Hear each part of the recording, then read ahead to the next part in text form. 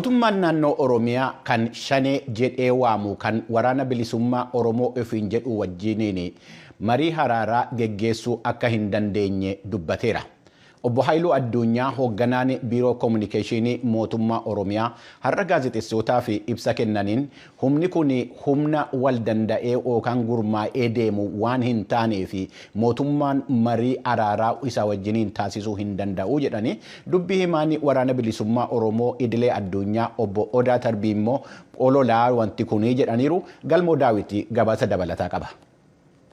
Mootummaan naannoo Oromiyaa haala naannicha keessa jiru ilaalchisee har'a ibsa gaazexeessitootaaf kennee jira.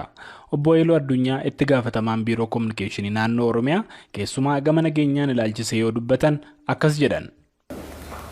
Sana keessaa waldhabdeen siyaasaa karaa nagaadhaan akka xumuramu yeroo adda addaa akka duudhaa Oromootti waamicha adda addaa humna shoror keessaa shaneedhaaf taasisaa ture.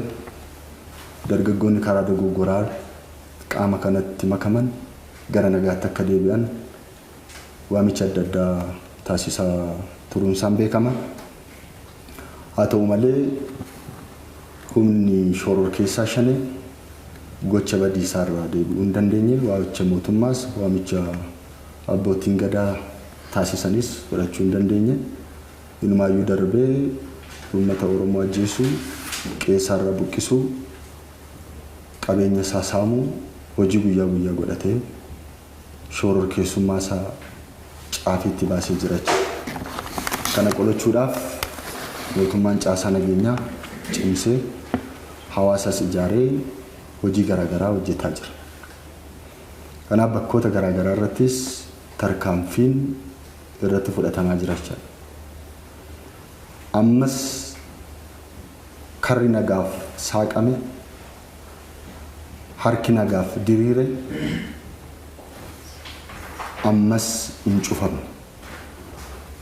Kanaaf humni shoror keessaa kanatti dargaggoonni makamanii jiran karaa nagaan akka deebi'an akka hawaasatti makaman mootummaan naannoo Oromiyaa irra deebiidhaan waamicha taasisaa jira. Obbo Haayiluun yeroo duulli qaamota nageenyaan nagaa mirkaneessuuf gaggeeffamu kana dargaggoonni qaama kanatti makaman gara nagaatti akka deebi'anii fi hojiin karaa abbootii gadaa fi jaarolee biyyaa itti fufaa jiranii jiran. Inni biraan Obbo Haayiluun dubbatan waa'ee rakkoo nageenyaa Oromiyaa keessaa kana karaa marii araaraan xumuruuti.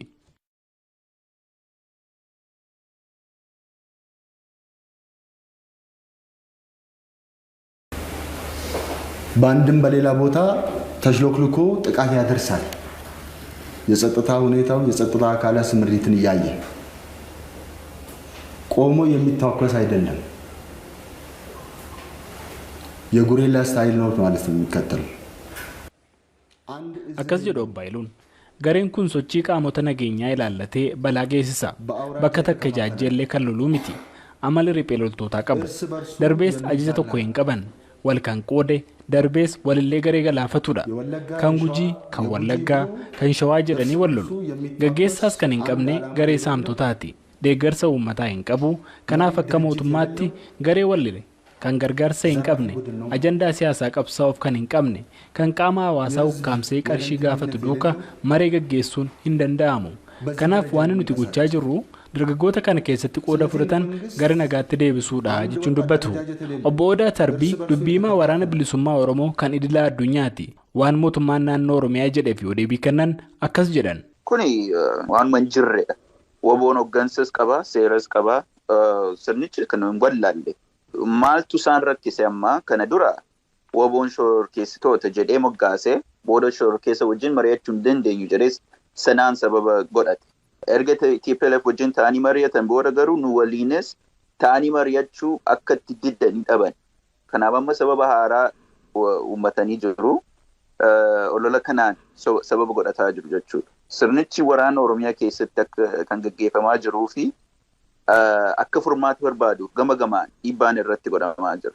Warra idil addunyaa akka UN US irraas gama gamaan itti gaggeeffamaa jira waan ta'eef olola haaraa barbaada. Sababa haaraa uummachuu waan barbaadeef wanta kana qabatee uummatatti facaasaa jira malee akka dhugaan ta'an beeku nutis karaa keenyaan akka sababa haaraa barbaaddatanii inuma eegaa turre. Maaliif akka sirnichi kun nagaan barbaanne qarra miti. Waggaa 4 dura nutti agarsiisaniiru.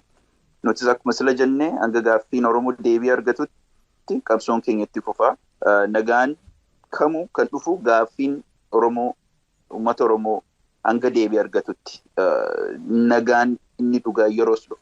Kanaan dura mootummaan Itoophiyaa waraana bilisummaa Oromoo akka qaamaatti rakkoo nageenyaa kan naannoo Oromiyaa keessa nageenyaan haa xumurru yookaan immoo haa goolabamuu jedhe kallattiidhaanis alkallattiidhaanis haa ta'u isin qunname yookaan immoo isinis isaan qunnamtanii beektu. Nuti kan isma karaa keenyaa beeknaa. Isaan biraa fedhiin nagaa buusuun takkallee arginee hin beeknu. Nuti garuu gama keenya irra waggaa 4 darban kana keessatti CSD karaatti nagaa buusuu dandeenyu proposal dhiyeessinee jirra. Yoo kana inni dhumaa uummanni beelaan dhumuurra yeroo fi labsii yeroof akka dhukaasni dhaabamu akka lolli dhaabamu agoonu uummanni nagaa argatu uummanni keessaa naannoo kibba Oromiyaa kana keessatti kan beelaan dhumaa jiru kun akka eeda argatu akka nyaata argatuu fi yeroo gabaabaa fi lolli dhaabatu inni jedhamu sunillee deebiin argannee sirnicha kanarraa akka keenyatti nuti nagaa buusuu fi karaan banaadha marii taa'uu fi karaan banaadha garuu preconditionii qabna gaaffiin Oromoo deebiin argatiin nagaan dhufu hin jiru. Warra hidhamtoota siyaasaa hanga isaan gadhiisanitti paartiin siyaasaa hanga fedhii isaatti biiroo banee socho'uu danda'utti hanga gaaffiin Finfinnee deebii qulqulluu argatutti sun hundi mariitiinis furamuu danda'a. Garuu gaaffiin Oromootu furmaata hin argatiin nagaanii inni dhugaa dhufuu hin dandeenyu jennee amanna.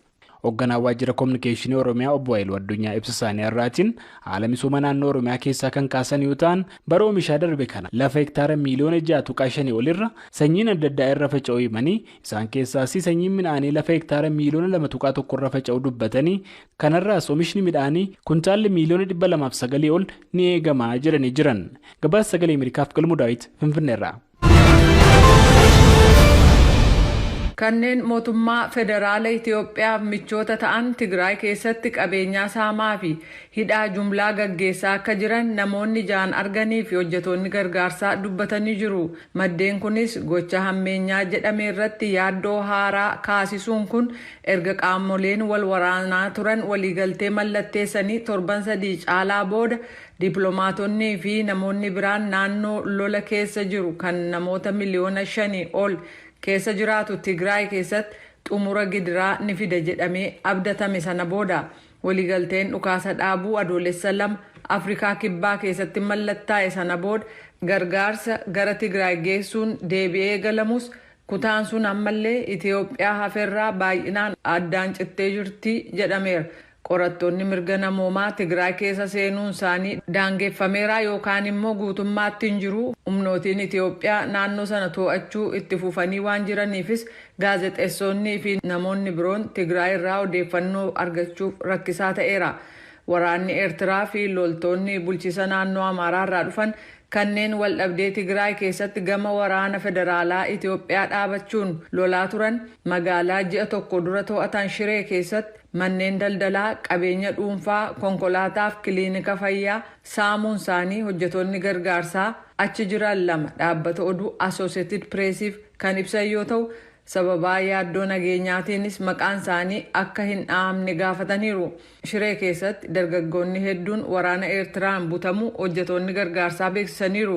Hojjetaan gargaarsaa tokko akka jedhetti eega magaalaa Shiree to'atanii booda dargaggoonni 300 ol loltoota federaalaa kan Itoophiyaan jumlaan hidhamuu isaanii argeeraa jedheera.